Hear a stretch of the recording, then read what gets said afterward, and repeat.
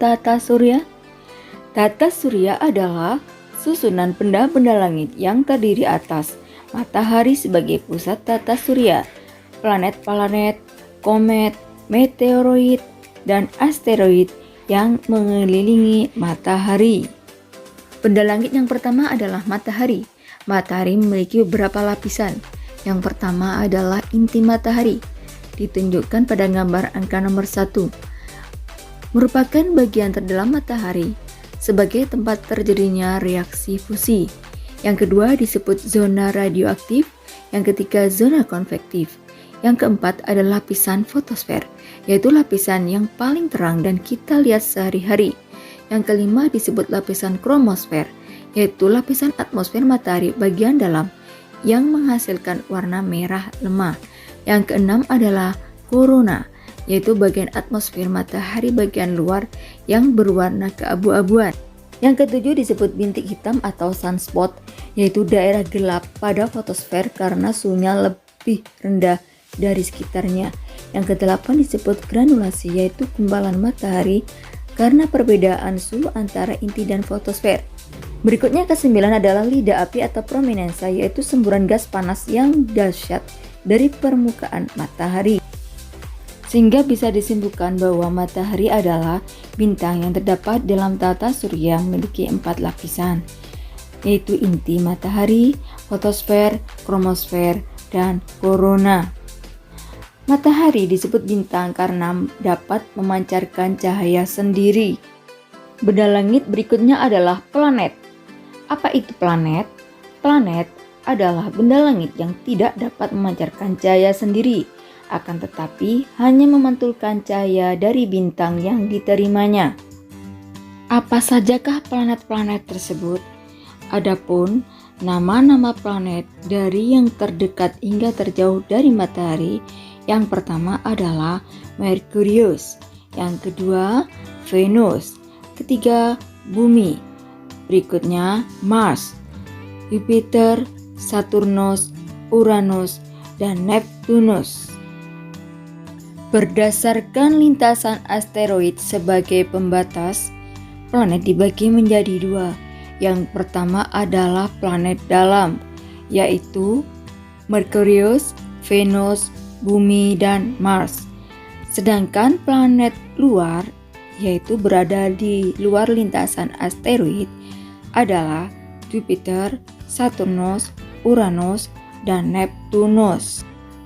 Berikutnya, apabila Bumi sebagai pembatas, maka planet dikelompokkan menjadi 2. Yang pertama disebut planet inferior, yaitu planet yang orbitnya di dalam orbit matahari dan Bumi, yaitu Merkurius dan Venus. Yang kedua adalah planet superior, yaitu planet yang orbitnya di luar orbit matahari dan Bumi, yaitu Mars, Jupiter, Saturnus, Uranus, dan Neptunus. Benda langit berikutnya adalah komet. Komet berasal dari bahasa Yunani kometes, artinya berambut panjang. Komet merupakan benda langit yang mengelilingi matahari dengan orbit yang sangat lonjong, yang terdiri atas debu, partikel batu yang bercampur dengan es, metana, dan amonia. Bagian-bagian komet yaitu yang pertama inti komet, merupakan bagian komet yang berukuran lebih kecil, padat, tersusun dari debu dan gas. Yang kedua adalah koma, yaitu daerah kabut di sekitar inti. Dan yang ketiga adalah ekor komet, merupakan bagian komet yang berukuran lebih panjang.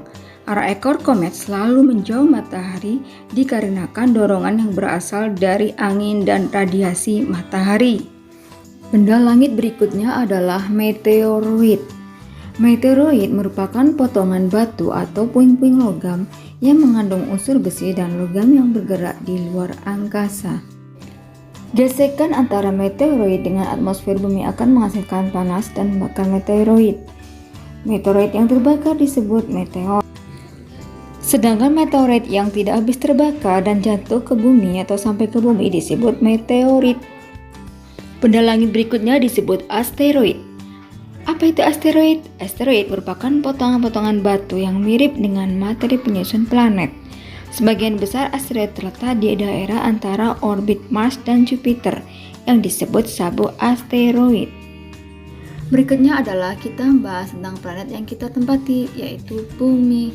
Bumi berbentuk bulat tetapi agak lonjong. Bumi mengalami rotasi dan revolusi. Rotasi Bumi. Rotasi bumi adalah perputaran bumi pada porosnya. Sedangkan kala rotasi bumi adalah waktu yang diperlukan bumi untuk sekali berputar pada porosnya, yaitu 23 jam 56 menit. Bumi berotasi dari barat ke timur. Karena adanya rotasi bumi inilah, maka berakibat yang pertama, terdapat gerak semu harian matahari. Yang kedua, terdapat perbedaan waktu. Yang ketiga, terdapat pembelokan arah angin.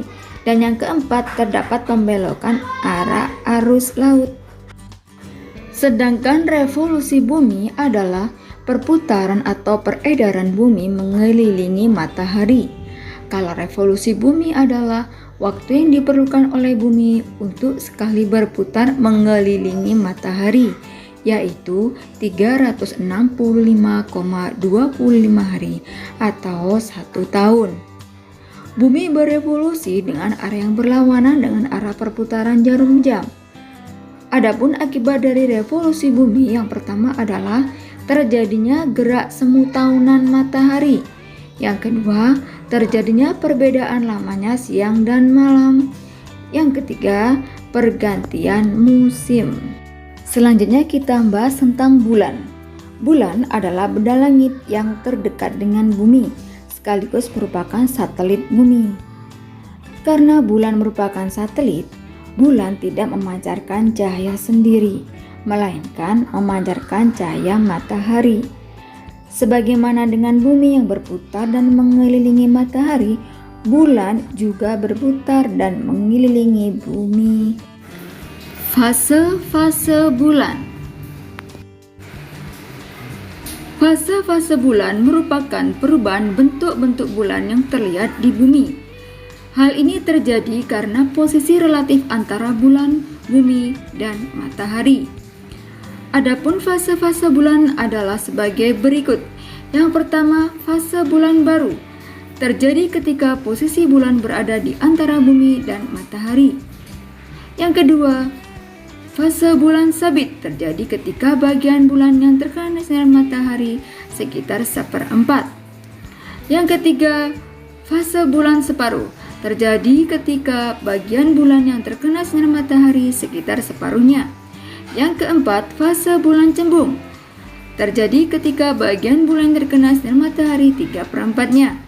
Yang kelima, fase bulan purnama terjadi ketika semua bagian bulan terkena sinar matahari. Begitu juga yang terlihat dari bumi. Akibatnya, kita dapat melihat bulan purnama. Berikutnya kita bahas tentang gerhana. Yang pertama, gerhana matahari terjadi ketika bayangan bulan bergerak menutupi permukaan bumi, di mana posisi bulan berada di antara matahari dan bumi, dan ketiganya terletak dalam satu garis. Gerhana matahari terjadi pada waktu bulan baru. Ada 3 kemungkinan gerhana. Yang pertama, gerhana matahari total terjadi pada daerah-daerah yang berada di bayangan inti atau umbra, sehingga cahaya matahari tidak tampak sama sekali. Gerhana matahari total ini terjadi hanya sekitar 6 menit. Berikutnya, gerhana matahari cincin terjadi pada daerah yang terkena lanjutan umbra, sehingga matahari kelihatan seperti cincin. Yang ketiga, gerhana matahari sebagian terjadi pada daerah-daerah yang terletak di antara umbra dan penumbra.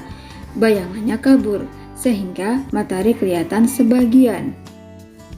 Gerhana bulan.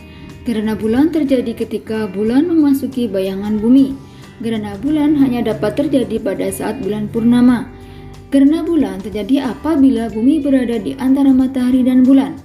Pada waktu seluruh bagian bulan masuk dalam daerah umbra bumi, maka terjadi gerhana bulan total. Proses bulan berada dalam penumbra dapat mencapai 6 jam dan dalam umbra hanya sekitar 40 menit. Arti dari umbra adalah bayangan gelap yang terbentuk selama terjadinya gerhana. Sedangkan penumbra adalah bayangan kabur atau remang-remang yang terbentuk selama terjadinya gerhana.